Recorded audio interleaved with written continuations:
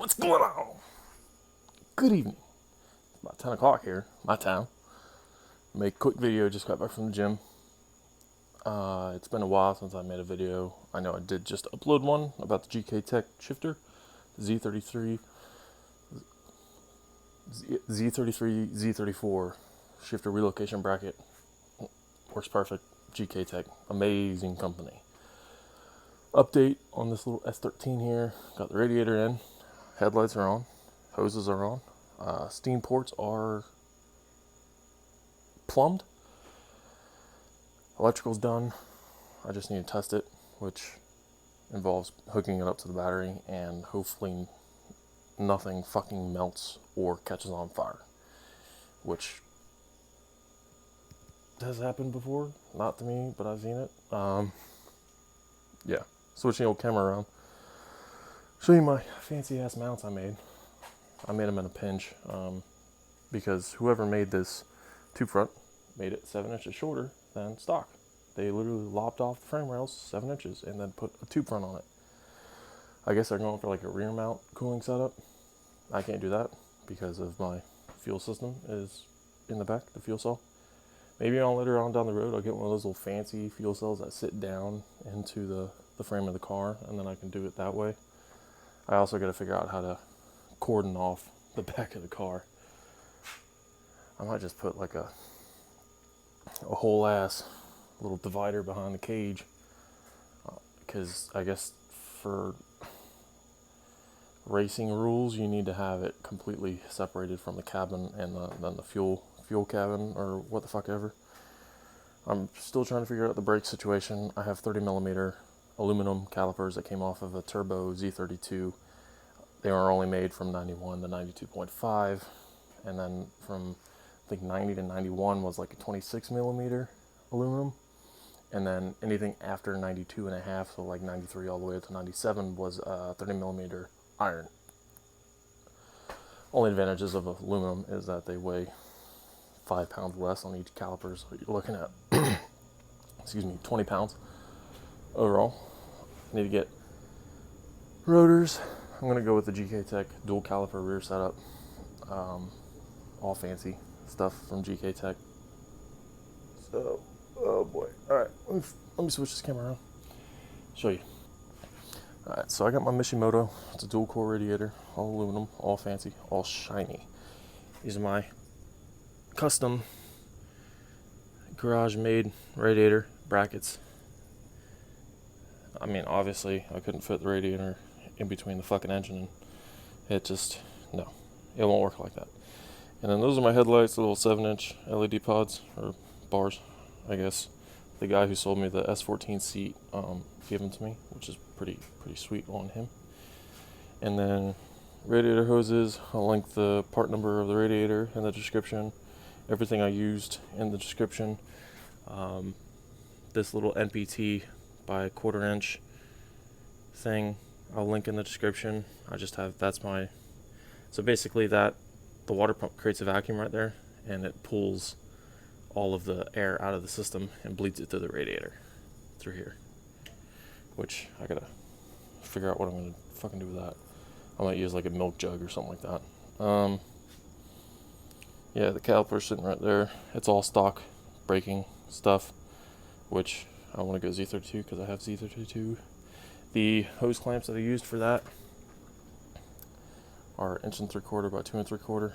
Just these. You get them, I got them at O'Reilly. They're cheap. It's like $3. 4 of them.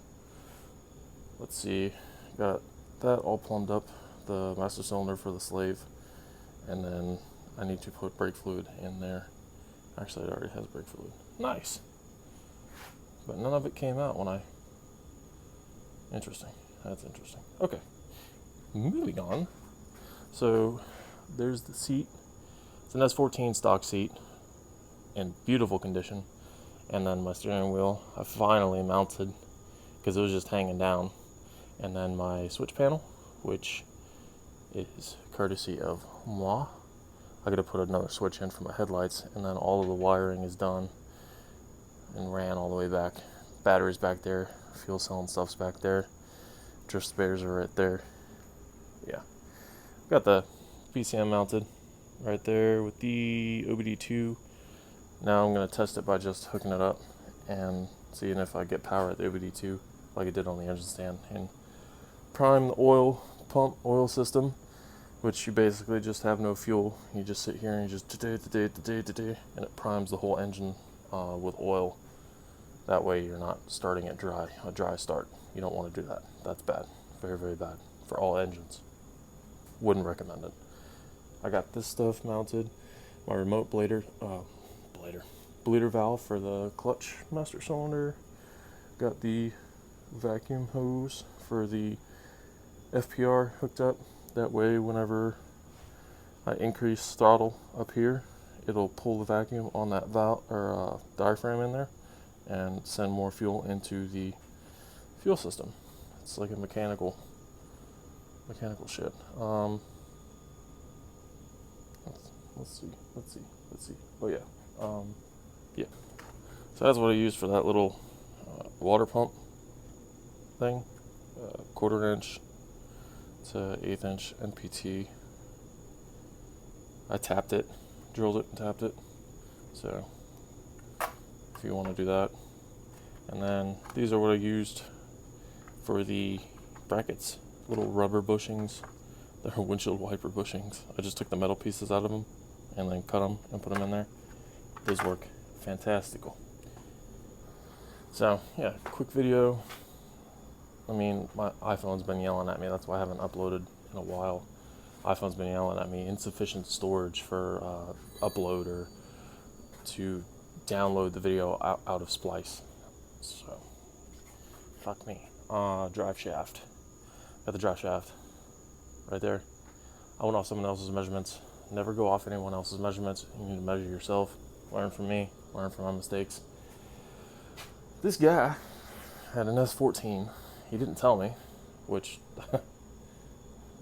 kudos to me. I didn't ask until after the fact that I went to put the drive shaft in, and it was like fucking 3 inches too long. So yeah, I cut the yoke, ground down the back plate or whatever. It still didn't fit. So I'm like, I can't afford a new drive shaft. I used Shaft Masters out of like Indiana, Oklahoma, wherever the fuck they're located. Oh, I got sweat in the eye. Oh, that sucks. But I got to take it down to Total Truck and Performance down in Fort Pierce, Florida. Gosh almighty. And they'll shorten it. It's like $180 to have it shortened. Take like 1.5 inches out of it. So they shorten it, weld it back together, and balance it, which is nice. Very nice, because I can't do that. I can hardly make a straight weld. But yeah, hopefully soon I can start it. I'll definitely be doing a video. It'll be the first time this motor's ever been started inside of a car. Because the last time I started it was on an engine stand, which was sketchy as hell. Don't recommend that, by the way, at all. I think I wanted to flip the whole engine stand over. But like I said, parts and part numbers in the description down below. And if you like the video, like the video. If you don't like the video, dislike the video. There's a little thumbs down button right there. But do me a favor. If you do dislike the video, drop a comment. Tell me what I can do better. Or if you have a question about anything I do on the channel, ask me. I look at the freaking comments. No one comments. I get excited when I get comments. I'm like, ooh, who said something? I mean, even if someone's talking trash, okay, whatever. I have a car. You probably don't, so. Yeah, gotta put the belt on. But I gotta run a switch for the headlights and stuff. Those are super bright. Those should work perfectly. I gotta order fans for the radiator. It's like $27. 12-inch fans. We use 12-inch fans because that's all the room I have between the top of that tube front and the bottom of the radiator. Put water in it just to start it, and then I'll put coolant in there. Alright, like, share, subscribe. Hopefully you subscribe. That'd be pretty freaking sweet. Everything's gonna start going faster now. I mean, I've been building building the engine and stuff for a little over a year, but the car, I put everything together in like past fucking 4 months. Had it in a previous car, but shit fell through with that. Oh, yeah, I got the fenders on too. Nice. So, that kind of looks like a car. I can't run pop-up headlights because I had to lob them off to put the fucking radiator on. But, alright, y'all. Keep an eye out for the next one. Don't know when it'll be. Can't give you a time estimate. Trying to sell some of these freaking parts that I have. That way I can get some moonies to get this drive shaft shortened. And then ultimately get a dual copper bracket and new brake rotors and shit.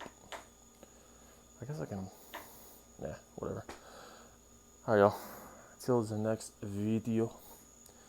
Catch you on the flip side. Bye bye.